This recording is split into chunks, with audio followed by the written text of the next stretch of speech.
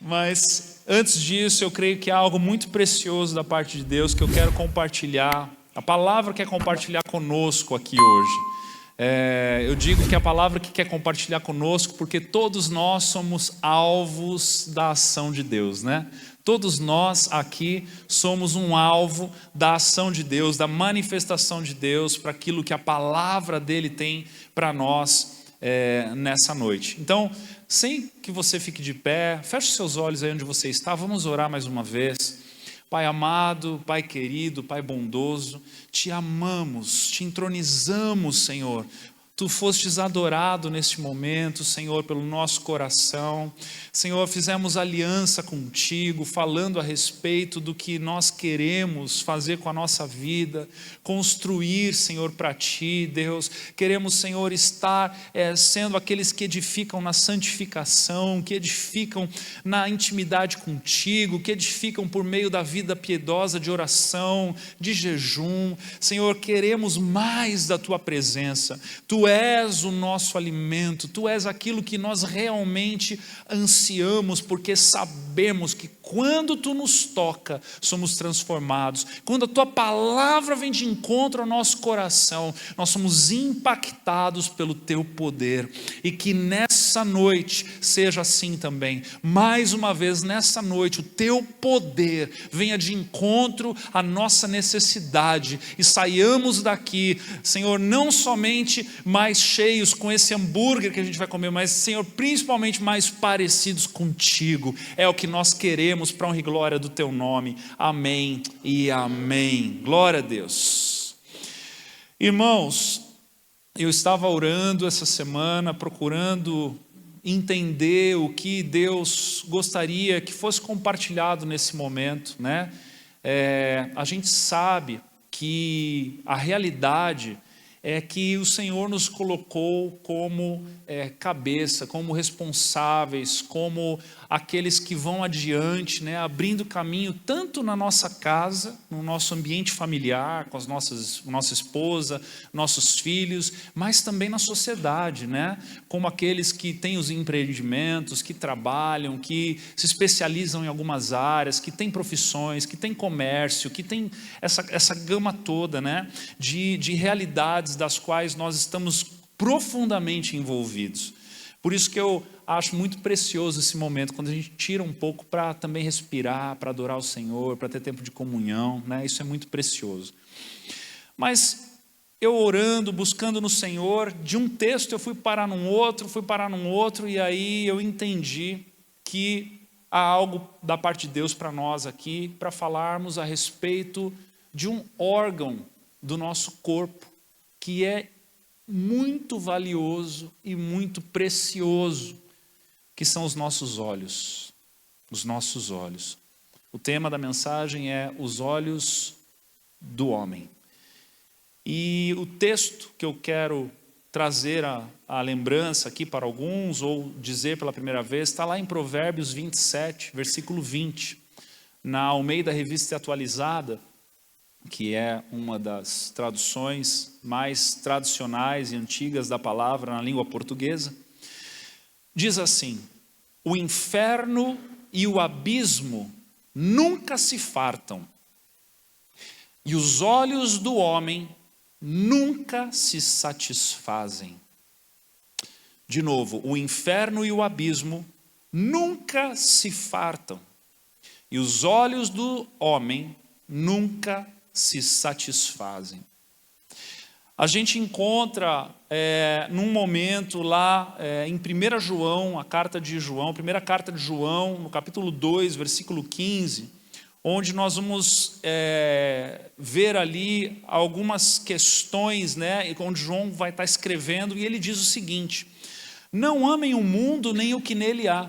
Se alguém ama o mundo, o amor do Pai não está nele. Pois tudo o que há no mundo, a cobiça da carne, a cobiça dos olhos e a ostentação dos bens não provém do Pai, mas do mundo. O mundo e a sua cobiça passam, mas aquele que faz a vontade de Deus permanece para sempre. Então aqui está falando da cobiça dos olhos, e a cobiça pode ser traduzida também para ambição. a ambição dos olhos. O que é a ambição dos olhos? Será que os nossos olhos têm vontade própria? E eu creio que, de certa maneira, sim. De certa maneira, nós precisamos entender que se nós deixarmos os nossos olhos à vontade, eles nos farão um dano terrível. Se nós deixarmos com que os nossos olhos olhem para tudo aquilo que eles desejarem olhar, isso nos fará um dano terrível. Lá no Sermão do Monte, um outro texto, eu vou estar lendo alguns textos com vocês, tá bom? Se vocês não quiserem procurar na palavra, não tem problema, eu acho que vai ser passado no telão. Lá no Sermão do Monte, em Mateus, capítulos 5, 6 e 7, mas no capítulo 6, tem um texto que fala dos olhos também, que diz assim: os olhos são como a lâmpada do corpo, ou a candeia do corpo. Se os seus olhos forem bons, todo o seu corpo será cheio de luz. Mas, se os seus olhos forem maus, todo o seu corpo será cheio de trevas. Portanto, se a luz que está dentro de vocês são trevas, que tremendas trevas são. Esse texto ele está falando dentro de necessidades e riquezas materiais. Se você volta um pouquinho e lê um pouquinho depois, vai estar escrito assim, lá do 19. Não acumulem para vocês tesouro na terra, onde a traça e a ferrugem destroem, onde os ladrões arrombam e furtam. Mas acumulem para vocês tesouros nos céus, onde a traça e a ferrugem não destroem e onde os ladrões não arrombam nem furtam. Pois onde estiver o seu tesouro, aí também estará o seu coração. Os olhos são a candeia do corpo. Se os seus olhos forem bons, todo o seu corpo será cheio de luz. Mas, se os seus olhos forem maus, todo o seu corpo será cheio de trevas. Portanto, se a luz que está dentro de vocês são trevas, que tremendas trevas são. Aí termina dizendo, ninguém pode servir a dois senhores, pois odiará um e amará o outro, ou se dedicará a um e desprezará o outro. Vocês não podem servir a Deus e ao dinheiro. Os olhos, que são as lâmpadas do corpo, nesse texto, está falando para nós com relação ao acúmulo. O acúmulo das riquezas. O acúmulo daquilo que, se nós deixamos os nossos olhos à deriva, eles vão almejar e desejar mais. E este mais nunca acaba. Este mais não tem tampa. Não tem pote que guarde todo este mais. Não tem investimento, não tem conta bancária, não tem terreno, não tem automóvel, não tem nada que possa chegar num momento onde, quando os olhos estão à deriva, eles digam, chegamos no topo. Não há topo, não há fim. O acúmulo, ele chama outro acúmulo. Você já viu um acumulador naqueles programas de televisão nos Estados Unidos? Eu já tive a oportunidade de entrar na casa de um acumulador.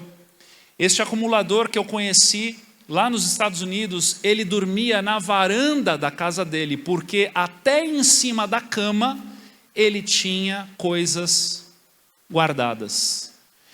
E para mim o mais louco disso tudo foi de ver a meticulosidade, a organização que esse camarada tinha com todas as coisas que estavam quebradas, que não prestavam, que não tinham utilidade para ele, ele guardava. Você sentava no sofá, no único lugar que tinha, você olhava para frente, tinham 5 televisores, um ao lado do outro, e todos quebrados. Do lado de fora, você tinha 4 carros, todos eles quebrados. Na cama, você chegava no quarto, entrava no quarto e você olhava para a cama, revistas empilhadas em cima do colchão. Dentro da casa, você tinha corredores muito apertados no meio de tantas coisas acumuladas ali. E aquilo que serviria para servi-lo, fez dele servo. porque nem na casa ele podia ter liberdade para ficar do jeito que ele gostaria, porque ele não cabia na casa. E o que esse texto traz para nós é um entendimento de que nós devemos cuidar dos nossos olhos, para que a gente não troque aquilo que é necessidade por aquilo que é acúmulo. Há uma grande diferença entre vivermos uma vida atrás ou suprindo as necessidades do que vivermos uma vida acumulando coisas. Porque a vida não são para as coisas, mas são as coisas que são para a vida. E quando a gente troca o papel, a gente vive uma vida sem propósito. A gente vive uma vida por aquilo que servia para nos servir na vida. Irmãos, isso é muito profundo. E os nossos olhos nós precisamos estar atento com os nossos olhos. Precisamos estar atento e buscarmos no nosso coração onde de fato está o nosso contentamento. Se está naquilo que estamos mirando que é o nosso próximo alvo de aquisição, ou se Cristo está no centro do nosso coração e Ele é quem nos supre nas nossas expectativas e necessidades. Onde está o teu descanso? Na tua próxima aquisição ou em Cristo? Você já viu quando você é picado pelo bichinho do consumismo? Tem de repente alguma coisa lá que você viu no Polishop, ou você viu numa loja e você fala, agora eu preciso correr atrás daquilo. E parece que tudo que você pensa, o tempo que você se dedica, você começa a encontrar propósito para ter aquilo. E daí, por causa do desejo de ter aquilo, você começa então a planejar, a maquinar para conquistar aquilo. Até o momento em que você conquista e você tem aquilo, e você olha, passa um dia, 5 dias, e você fala, puxa, isso não era muito bem aquilo que eu achava que seria, porque parece que o buraco está igual dentro de mim.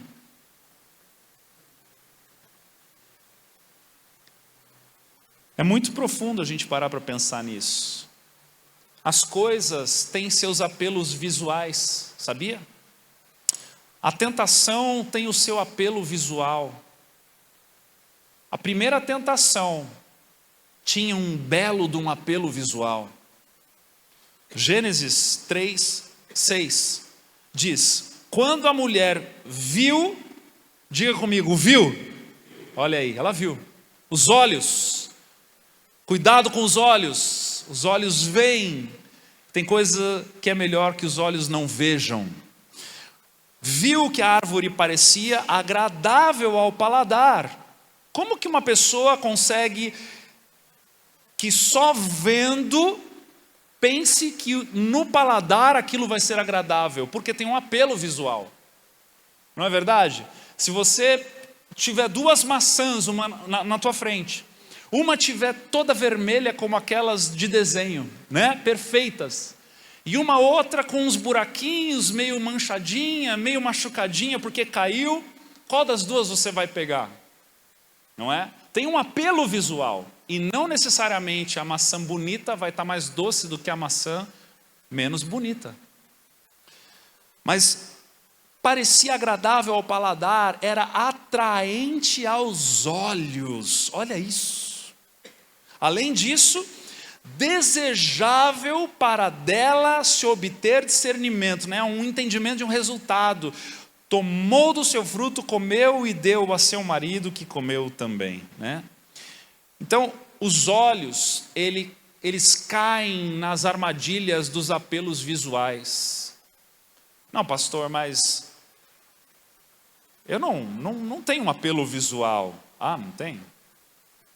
Por que às vezes parece que a outra mulher que não é a nossa é mais atraente do que a nossa? Apelo visual. Por que uma roupa que está na vitrine de uma loja parece ser mais atraente do que as 500 peças que estão no teu armário? Apelo visual. Por que alguns carros que saem, né, do ano têm um apelo que são mais desejosos do que aquele que está quitado na tua garagem? Apelo visual. Esses dias, me deu um comichão de comprar uma ferramenta. Eu amo ferramenta. Eu tenho muita ferramenta, eu gosto de ferramenta. Eu uso as ferramentas, mas eu gosto. Chave de fenda, enfim. Deus está trabalhando, irmãos. E aí, orem por mim. E aí, eu estava numa loja e comecei a passear, a olhar as ferramentas. E me veio esse comichão, eu falei, eu vou sair daqui com alguma coisa. Comecei a pegar da prateleira, pastor Valdir. Peguei uma chave lá, diferente das outras 10 que eu tenho em casa, mas fazia a mesma coisa. Peguei lá um alicate, diferente dos outros 10 que eu tenho lá em casa, mas, né, estava lá. Fui pegando, peguei uma chave, peguei um alicate, peguei uma vassourinha de palha de aço, que eu falei, essa daqui é mais pontudinha do que a que eu tenho lá em casa, tal, se eu precisar fazer um negócio, né? Acho que vai envelhecendo, vai ficando pior ainda esse negócio, né? Aí, né, a gente, fui. Glória a Deus pelo Espírito Santo, amém? O Espírito Santo chegou e falou, às vezes o Espírito Santo fala inglês comigo, falou, what? Para que isso aqui? Né? Sabe o que eu fiz? Fui botando de volta. Verdade. Dei uma volta e saí. Pensa no orgulho em sair da loja sem nada. Não é? Glória a Deus. Glória a Deus, por quê? Porque tem coisa que é apelativa aos olhos. Um livro, um título. Aí fica lá na estante, 4 anos sem ler. Não é? Coisas das quais nós precisamos entender que se deixarmos os nossos olhos à vontade, eles se tornarão pedra de tropeço para a gente. Porque na hora em que realmente se precisa fazer alguma coisa, nós precisamos estar preparados. Na hora que o Senhor nos pede para alguma coisa, nós precisamos estar preparados. Imagine você fazendo de tudo para viver uma vida na presença do Senhor, uma vida de oração, uma vida de leitura da palavra, e de repente, no meio do dia, passa aquela moça com uma roupa mais curta, você dá aquela primeira olhada assim que você não viu só a sombra, mas aí aquele apelo visual, aquela tentação que brota no teu coração de você dar aquela segunda olhada mais dedicada. Naquele momento, é o momento de você dizer para os seus olhos, aqui não.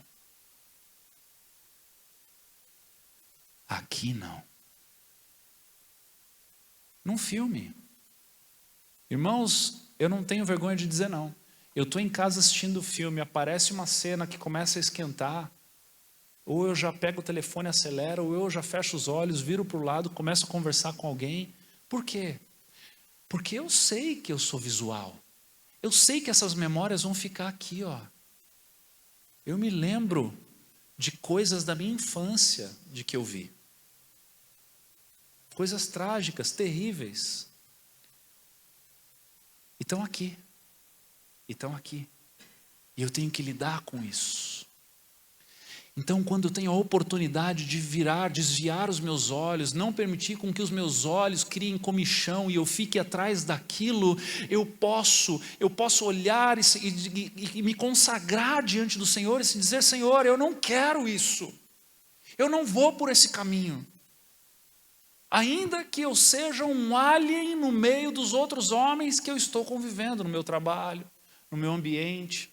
Ainda que eu seja o único que vão zoar comigo porque eu saí daquela sala, eu saí daquele grupo de WhatsApp, eu saí daquela reunião porque haviam coisas indecentes e imorais ali que eu sei que eu vou ter que ficar lidando com aquilo, então eu prefiro me precaver, me prevenir em amor a Deus,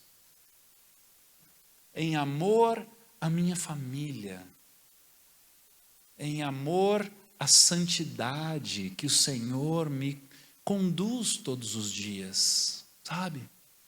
São coisas que a gente precisa tomar decisões todos os dias. Não dá para deixar os nossos olhos à vontade, não dá, porque os olhos do homem nunca se satisfazem. Está aqui, né? Olha só, capítulo 6 de Gênesis, versículo 1, diz assim: quando os homens começaram a multiplicar-se na terra, e lhes nasceram filhas, os filhos de Deus viram que as filhas dos homens eram bonitas, e escolheram para si aquelas que lhes agradaram. Em outra versão diz: tomaram todas quanto cobiçaram. Então disse o Senhor: por causa da perversidade do homem, meu espírito não contenderá com ele para sempre. Ele só viverá 120 anos. A perversidade promove morte espiritual. A perversidade tira o foco da verdadeira bênção de Deus. Sabe? É isso que a gente precisa entender, meus irmãos. Deus quer se revelar para nós. Deus quer se revelar para nós. Quem quer se revelar para nós? Deus, o Todo-Poderoso, o Criador dos céus e da terra, aquele que é inimaginável, aquele que é inteligível, aquele que a gente não consegue entender, não consegue compreender, aquele que nós precisamos do Espírito Santo para nos revelar. Esse Deus maravilhoso quer se revelar a nós, e nós precisamos estar com os nossos olhos postos nele. Porque se estivermos com os nossos olhos postos nele, ele se revelará e nós o veremos. Mas se os nossos olhos estiverem perdidos por aí, nas coisas desse mundo, nos prazeres, na perversidade, nas riquezas materiais, adivinha, nós encheremos o nosso coração com estes tesouros, e estes tesouros só nos farão mal. Estes tesouros só acumularão entulhos dentro de nós, e quando o Senhor decidir se revelar, não haverá espaço para Ele em nós. Irmãos, a vida na presença de Deus resume-se em livrar-se dos entulhos e encher-se de Deus. A vida, a lida na presença de Deus, resume-se em deixar de lado, abandonar, dar nome a estes entulhos, para que Deus encontre uma casa vazia e limpa para Ele preenchê-la. Vocês já viram nesses vídeos, nesses documentários de acumuladores, o que acontece quando alguém especializado entra nessas casas e a dor que as pessoas vão sentindo pelas coisas velhas que estão lá, que a pessoa precisa jogar fora? É uma loucura. Às vezes a gente assistindo pela televisão, não sei se você já assistiu, é uma loucura. Você fala, como que essa pessoa está chorando por causa desse cortador de grama quebrado? Por causa dessa prateleira que está com a gaveta que nem fecha mais. Por causa desses 5 liquidificadores que estão tudo velho, estourado. E a pessoa está lá chorando, não. E às vezes a gente é tendencioso em fazer a mesma coisa com os entulhos do nosso coração. De agarrar aquilo e dizer, não, isso aqui não, isso aqui não, isso aqui fica, isso aqui fica. Mas o Senhor quer jorrar luz dentro do nosso coração, para que essas coisas possam ser retiradas de dentro do nosso coração, para que nós possamos estar prontos e aptos para recebermos o que vem dEle, e que os nossos olhos possam estar fitos em Deus, o Todo-Poderoso. Sabe, uma coisa que a cegueira ou que os olhos perdidos por aí fazem é roubar de nós a percepção do que se deve dar valor. Quando os nossos olhos estão soltos por aí, se rouba de nós a percepção daquilo que se deve dar valor. Por exemplo, a tua esposa. É muito triste de ver por aí parâmetros se repetindo, padrões, se repetindo, onde que o homem e a mulher, quando estão casados, vivem desleixados um para o outro. E de repente, quando se separam, vão tudo para a academia. Começa a fazer plástica, começa a cortar o cabelo, começa a fazer a barba. É muito interessante. É uma vez após a outra, a gente vai assistindo essas histórias se repetindo. Quando os nossos olhos estão à deriva, quando os nossos olhos de homens estão olhando para outros rabos de saia, para outras mulheres que não são as nossas, nós perdemos a oportunidade de olharmos para a nossa mulher com amor, com graça e promovermos essa relação de aperfeiçoamento mútuo. Olha só. Então, quando o Senhor nos chama a atenção, e é o que o Senhor está querendo fazer aqui também no nosso meio nessa noite, nós deixamos de deixar os nossos olhos soltos por aí e começamos a dar comando para os nossos olhos. Assumir a autoridade, assumir o controle das coisas e dizer: os meus olhos estarão para a minha mulher. Olha o que está escrito lá em Efésios 5:28. Da mesma forma, os maridos devem amar cada um a sua mulher como a seu próprio corpo. Quem ama a sua mulher, ama a si mesmo. Hoje à tarde eu fiz um casamento e eu usei esse versículo. Preste atenção. Preste atenção na preciosidade que está aqui diante de nós. Quando nós amamos a nossa mulher como ao nosso próprio corpo, nós fazemos o quê? Nós cuidamos, nós promovemos melhorias, nós zelamos, nós estamos juntos. Os nossos olhos estão para ela, assim como o olho dela está para nós. E assim deve ser esse exercício. Para que não entre um boi na linha. Sabe? Isso é precioso demais. Porque no final da história, meus irmãos, um abismo vai chamar o outro abismo.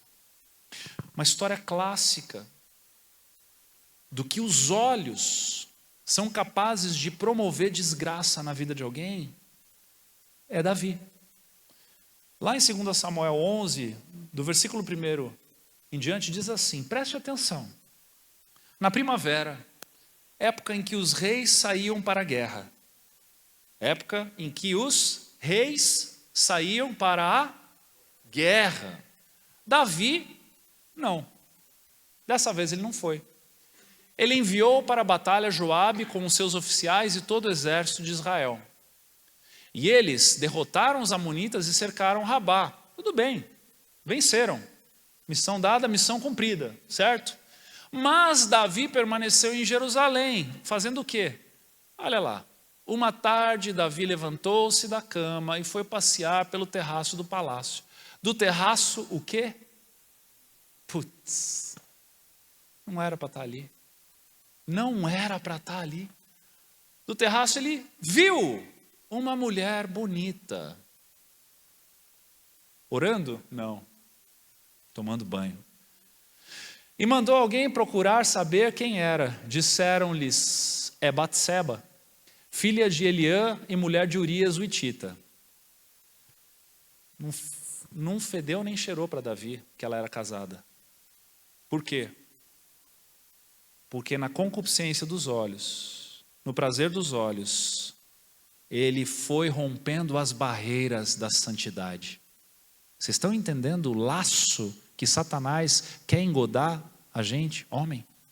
A hora que a gente começa a olhar A gente esquece da Bíblia, a gente esquece do domingo, a gente esquece da oração, a gente esquece do altar, a gente esquece das promessas, a gente esquece das alianças, a gente esquece do histórico, a gente esquece, sabe do quê? De pensar. E a hora que a gente esquece de pensar, é a hora que o bicho pega.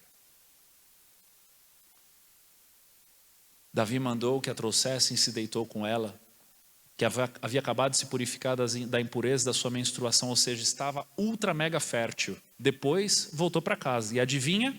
A mulher engravidou e mandou um recado a Davi dizendo que estava grávida, né? E aí? Estava grávida. Agora, se você continuar lendo os próximos capítulos de 2 Samuel, você vai ver que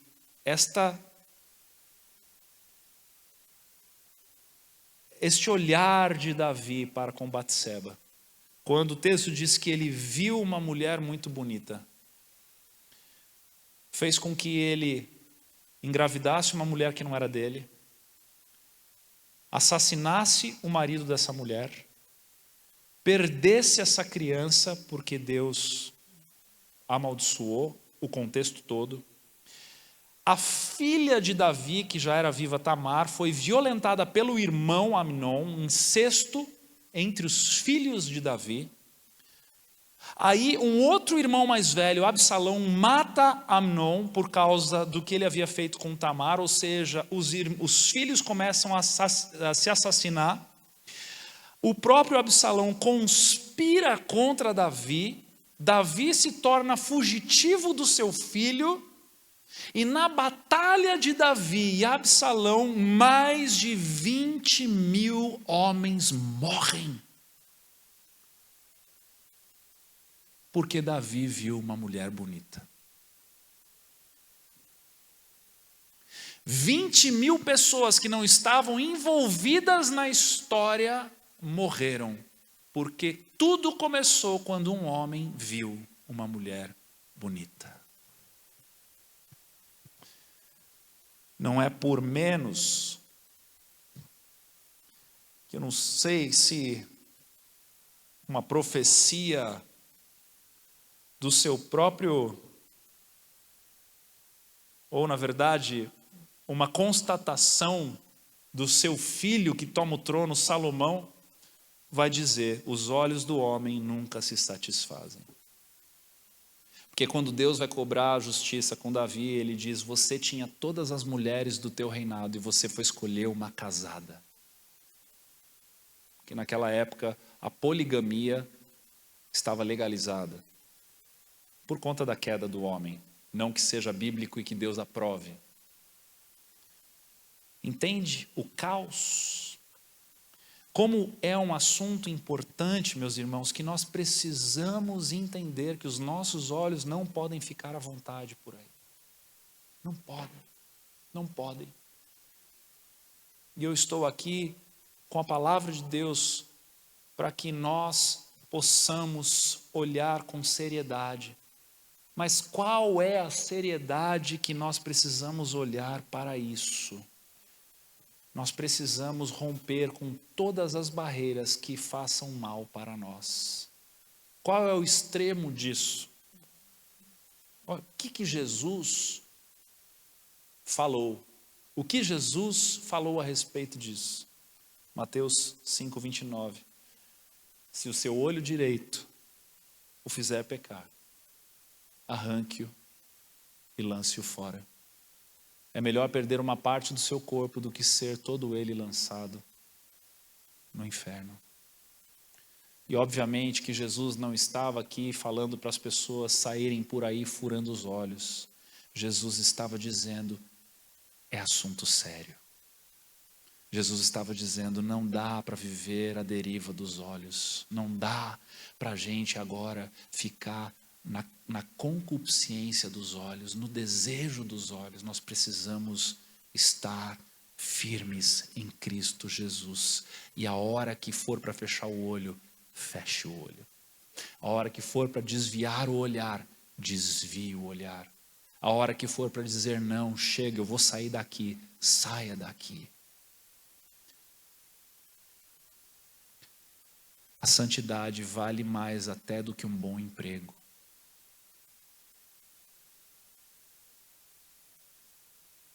Guarde isso no teu coração.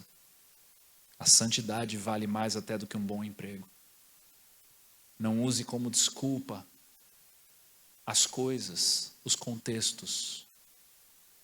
Eu já conversei uma vez com uma pessoa que estava dizendo para mim que era impossível ficar sem olhar pornografia na tela do telefone. Eu disse para ele: você já tentou ficar sem esse telefone, comprar aquele antigo de apertar botãozinho? Quanto vale a santidade para você? Quanto vale a presença de Deus para você? Quanto vale a intimidade com o teu Criador para você?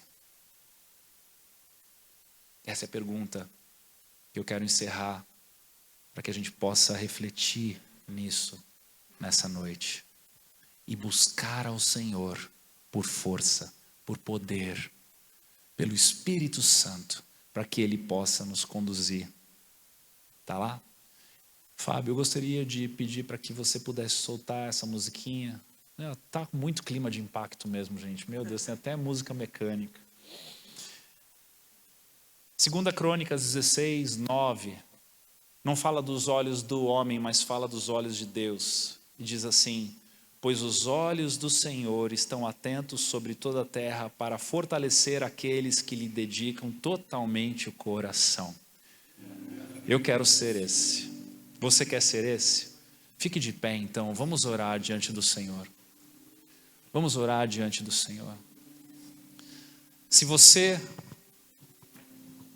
deseja, nessa noite, receber uma oração nesse tema, nesse assunto, talvez seja difícil para você aqui, e aí eu quero pedir, o pessoal da mídia já foi embora, né? Não tem ninguém para tirar foto, para filmar, né? Isso aqui é uma coisa privada, é nossa, tá bom? É nossa. Todos nós temos fraquezas, todos nós temos fraquezas. Alguns em umas áreas, outros em outras áreas. E a coisa mais linda e maravilhosa e graciosa do Senhor é participar de uma família onde nós podemos orar uns pelos outros, ajudar uns aos outros. Então que nessa noite nós possamos ser transparentes, virmos ao altar, nos ajoelharmos e buscarmos transformação, enquanto outros pastores estarão orando por vocês, por nós, e que o Senhor possa operar nessa noite aqui. Sabe, o agir de Deus funciona com duas... Você lembra daquela Durepox? Quantos lembram da Durepox aqui? Levanta a mão. Era um negócio que você misturava uma massinha branca com uma cinza até ficar homogênea. E aí, depois daquilo, você fazia alcinha de xícara, fazia bracinho de comandos em ação que tinha quebrado, você fazia o que você quisesse, né? O Durepox de Deus é a palavra e o Espírito.